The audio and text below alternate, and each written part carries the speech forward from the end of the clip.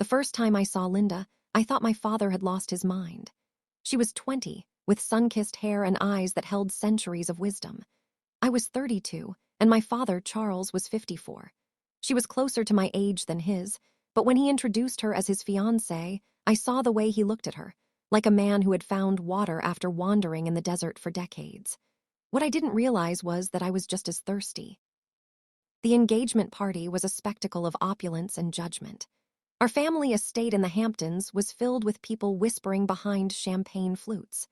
Linda moved through the crowd in a crimson dress that hugged curves I tried not to notice. She had this magnetic energy, a combination of youthful innocence and sensual confidence that made every man in the room watch her.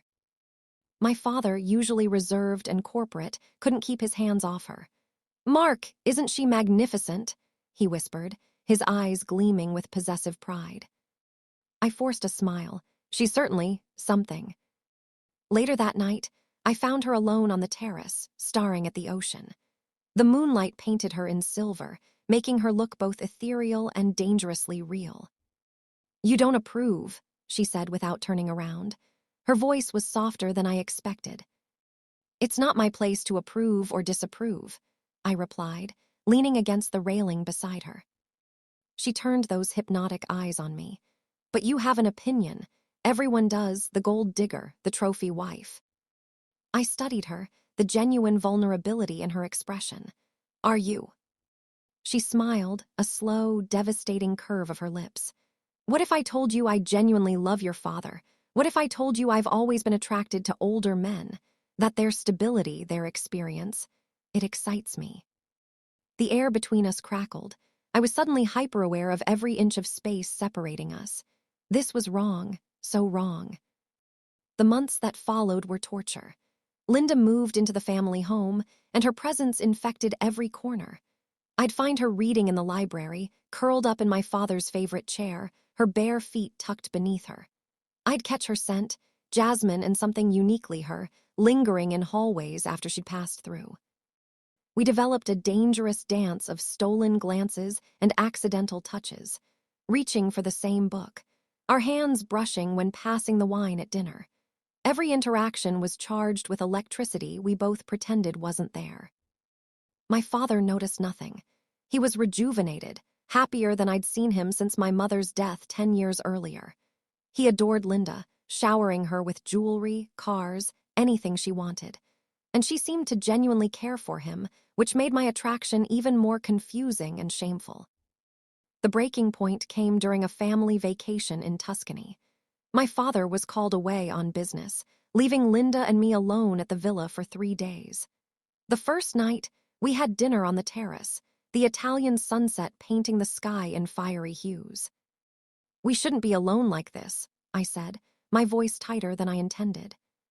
She leaned forward, her low-cut dress revealing just enough to make my mouth go dry. "Are you afraid of me, Mark?" "I'm afraid of myself," I admitted, the words torn from me.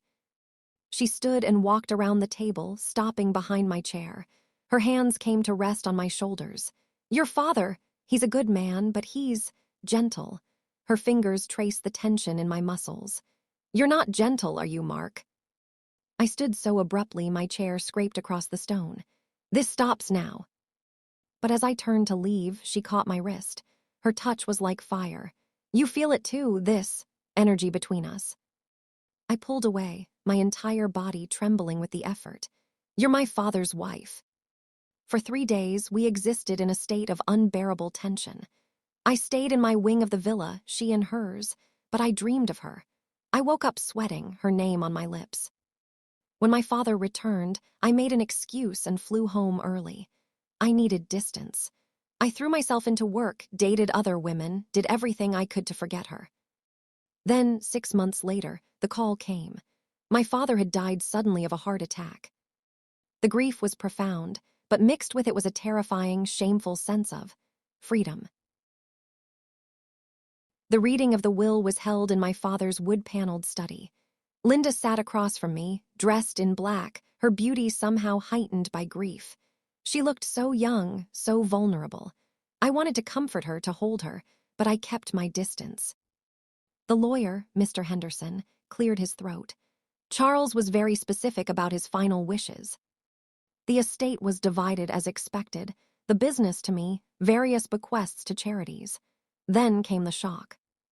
To my beloved wife, Linda, Henderson read, adjusting his glasses, I leave my entire personal fortune of $50 million, the Hamptons estate, and the Palm Beach property. Linda's eyes widened. She hadn't expected this. But, Henderson continued, his voice growing more solemn, this inheritance comes with one non-negotiable condition. He looked directly at me. Mark, your father stipulates that you must marry Linda within 6 months of his passing. If you do not, Linda's inheritance will be transferred to a trust controlled by the family foundation, and she will receive only a modest monthly allowance. The heir left the room. I stared at the lawyer, sure I'd misheard. This is a joke, I finally managed. It is not, Henderson said gently. Charles was very clear. He wanted to ensure Linda's future was secure, and he believed you were the only man who could truly protect and understand her. Linda looked as stunned as I felt. Her eyes met mine, filled with confusion and something else. Was that hope? We argued, we raged. We consulted other lawyers, but the will was ironclad. You can't be considering this, my Aunt Margaret hissed at me after the reading. She's a gold digger.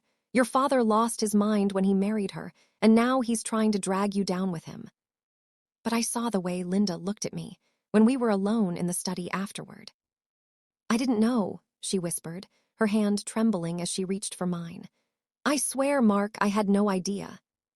Her touch was electric. I pulled my hand away as if burned.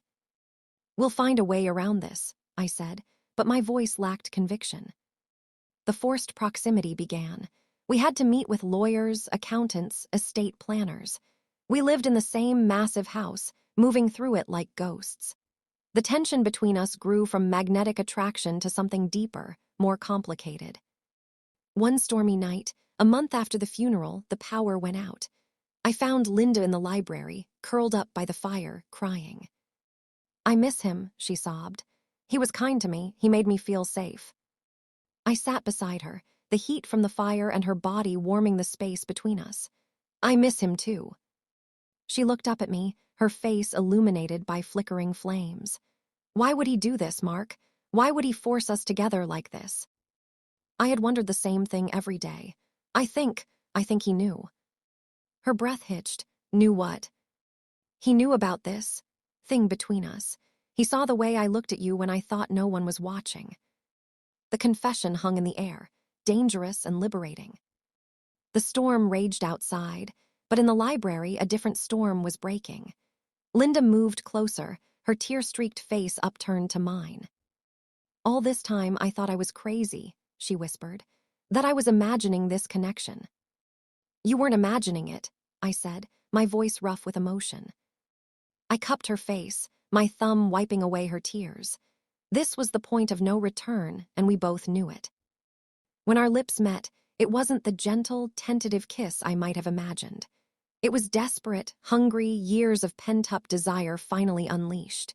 It was wrong, so profoundly wrong, but in that moment, it felt like the most right thing in the world. We made love there by the fire, the storm providing cover for our moans and whispered confessions. Her body was everything I'd dreamed of, youthful and lush, responsive and eager. She whispered that she'd wanted me since that first day on the terrace, that her attraction had slowly shifted from my father to me, that she saw in me the strength and passion she truly craved. Afterward, we lay tangled together, the fire casting dancing shadows across our satisfied, guilty faces. What now? She asked, her head on my chest. I don't know, I admitted, stroking her hair, but I know I can't pretend this didn't happen. We began a secret affair, stealing moments whenever we could. The big, empty house became our playground. The kitchen at midnight, the pool house at dawn, my father's bed. The guilt was a constant companion, but the passion was stronger. Linda awakened something in me I didn't know existed, a wildness, a hunger. She told me she loved the contrast between my public, controlled persona and the raw, passionate man I became when we were alone. But as the deadline in the will approached, reality began to intrude. The family was suspicious. The society pages were starting to notice our closeness. We were playing with fire, and we were about to get burned. Our secret lasted 3 glorious, torturous months. Then my Aunt Margaret confronted us. She'd seen us kissing in the garden the night before. "You're disgusting," she spat, her eyes blazing with righteous fury. "Your father isn't even cold in his grave, and you're defiling his wife." "Widow," Linda corrected, her voice surprisingly steady. "I'm his widow, and what happens between Mark and me is our business." "Not when it involves the family fortune." Margaret turned to me. "If you think for 1 second I'll let this gold digger walk away with your father's money, you're mistaken. I'll contest the will. I'll drag both of you through the mud." The threat was real. Margaret had resources and influence. The scandal could destroy my business reputation and Linda's future. That night, I found Linda packing in her room.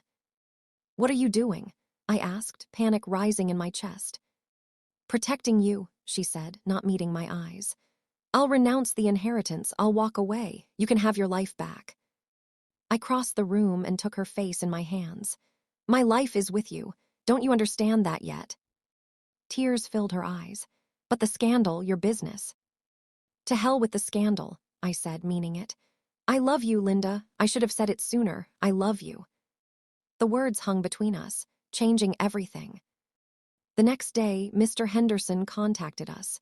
He had something else to give us, a private letter from my father, to be read only if we decided to marry. With trembling hands, I opened it. "My dear Mark and Linda, if you're reading this, it means you've found your way to each other, as I hoped you would. I've known about the attraction between you since the beginning. I saw the way you looked at each other when you thought I wasn't watching. Linda, my beautiful girl, I loved you deeply, but I knew I was a placeholder. A safe harbor for you to heal from your difficult past. I gave you stability, but Mark can give you passion. He's like me at my best, ambitious, strong, but with a capacity for deep feeling that I lost after my first wife died. Mark, my son, I know this seems unconventional, even wrong, but true love is rare. Linda has a spirit that needs to be met with equal fire, not the gentle affection of an old man. I wanted to ensure she would be with someone who could truly appreciate her, and I knew that someone was you. Don't waste your lives on guilt or what others might think. Life is too short. I learned that too late. Be happy. That's all I ever wanted for both of you. With love. Your father." We read the letter together, tears streaming down both our faces. My father hadn't been trying to trap us. He'd been setting us free. He'd known exactly what he was doing. With the letter as our shield, we faced the family. We married quietly at the Hamptons estate, with only a few close friends in attendance. The society pages had a field day, but we didn't care. We had my father's blessing, and we had each other. The wedding night was different this time, not stolen or secret, but celebrated.